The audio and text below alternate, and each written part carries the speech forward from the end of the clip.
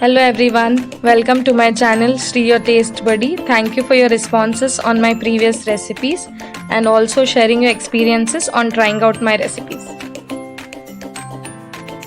Today's recipe is for all the sweet lovers, a 3-in-1 barfi with less ghee, no sugar and can be made quickly. Let's prepare 3-in-1 barfi. Ingredients required are 1 cup wheat flour, 1 cup gram flour or besan, 1/4 cup maida, 1 cup jaggery, 2 tablespoon ghee, 1 teaspoon cardamom powder. Let's first see how to roast dry ingredients. See 1 cup wheat flour so that we get fine flour. Then add 1 cup gram flour or besan.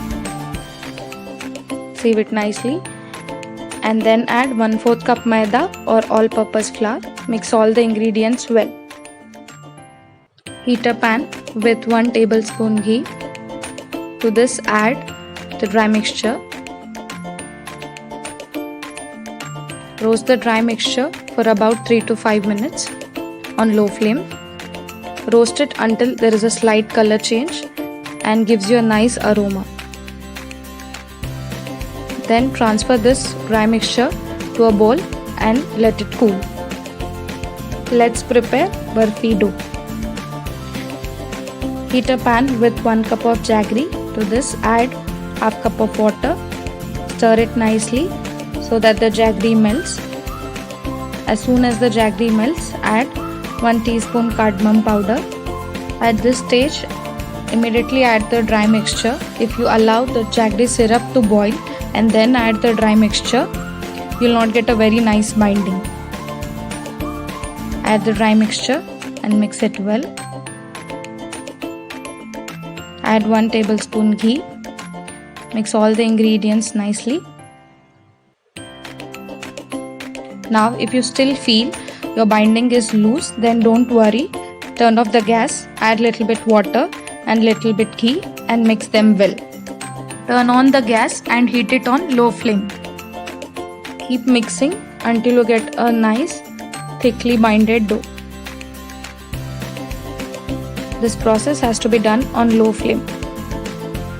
Now grease a plate with ghee and transfer the dough on the greased plate. And spread it using a spatula. Don't allow the dough to cool down, else it will be difficult to spread it evenly. Now spread it nicely on the greased plate and give it a nice shape. The thickness can be of your choice.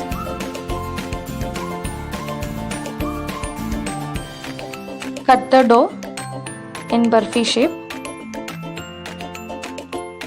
The size of the barfi can be of your choice.